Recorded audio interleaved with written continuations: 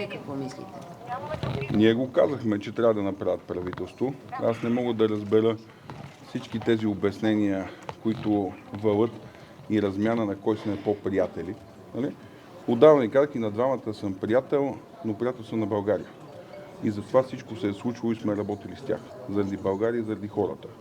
Христо Иванов, не мога да разбера какво обяснява точно за това споразумение, при условие, че текста, за който се говори, лично сме го написали с Кирил Петков и е съгласуван с ГЕРБ.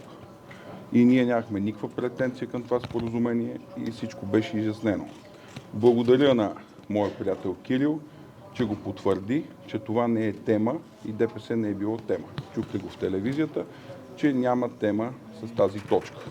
Има две други точки, нали, за службите и за следствената тайна, които са спорили. За службите не мога да разбера каква е точно темата. Трябва да знаете истината. 2 пъти е имало решение за смяна на шефа на ДАНС. 2 пъти. Първо с генерал Атанасов, нали, който обмисля 1 месец и отказа да стане шеф на ДАНС.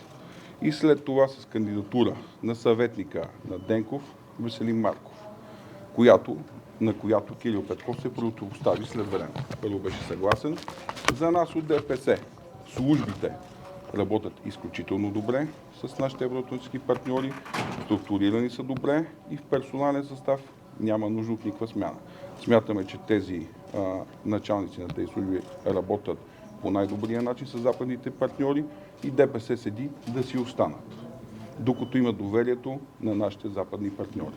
Защото службите не могат да работят без това доверие, защото сме част от една система с нашите евроатлантически партньори. Затова това желание да се овладяват политически службите не го разбирам.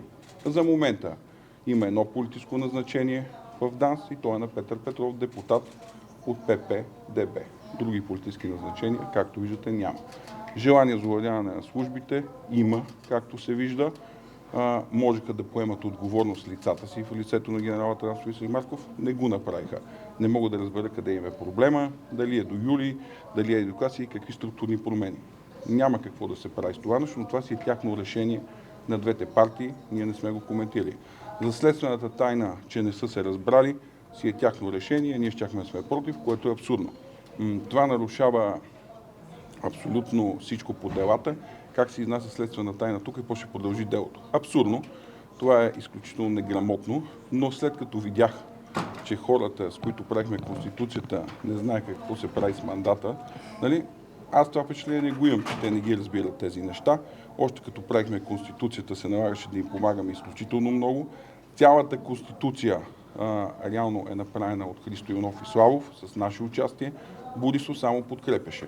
Христо е бил всеки ден в моя кабинет и сме писали Конституцията и му казах преди 2 седмици. Номера му с врага ДПС няма да мине. След като ми разви пред мене как иска избори, защото не му се случват нещата с промените. Главен прокурор, шеф на административния съд, шеф на КОМПИ, защото той има само една цел – овладяването на тези позиции, ползата на олигархията. Ние казахме, че в това ще бъдем абсолютно против и съда за думите си. Ако олигархията иска да превземе съдебната власт, с всички демократични средства, ние ще го спрем. Това нещо, бъдете убедени. Ето в споразумението казахме. Така, съгласихме се с текста, който да бъде. Реално, лъжата трябва да свърши по тази тема. Те с Възраждане не могат да работят ПП-ДБ, винаги са го декларирали пред вас. Ние не можем да работим с Възраждане също. БСП има решение на Борисов на неговия конгрес да не работи. Скоро става, колеги. Както казаха ПП-ДБ, моля ви, да не се вписва, че е с ДПС. Това не. Хората на ДПС не са втора класа. Те са първа класа, като всички други български граждани и ние ще седиме като техни представители на масата и когато искат нашата подкрепа, ще я взимат на масата пред всички вас и пред нашите избиратели. Господин Пеевски, какво реално трябва да се случи от тук нататък и как виждате изхода от тази ситуация, в която едни правят отвод, а Мария Габриел е вече премиер? Отвод не може да се прави. Има мандат с Мария Габриел премиер. Сега, ако искат да се извиняват, да си прощават, деня за прошка мина, да си решават, това са си детски работи техни. Каквото да бъдат отговорни към държавата, да решават какво ще правят. Но като ги наблюдавам, всичко, което си изговориха, нищо старо не е забравено. Върнахме се преди 9 месеца. Всичко това го прави само един човек. И това е Христо Иванов, който иска избори, колеги.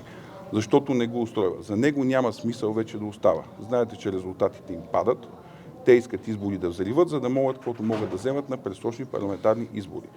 Христо Иванов вижда, че не може да увладее съдебната власт. След всичките му ходения нагоре-надолу и срещания по разни странни кабинети с хора от съдебната власт и плетене на всякакви игри с олигарсите.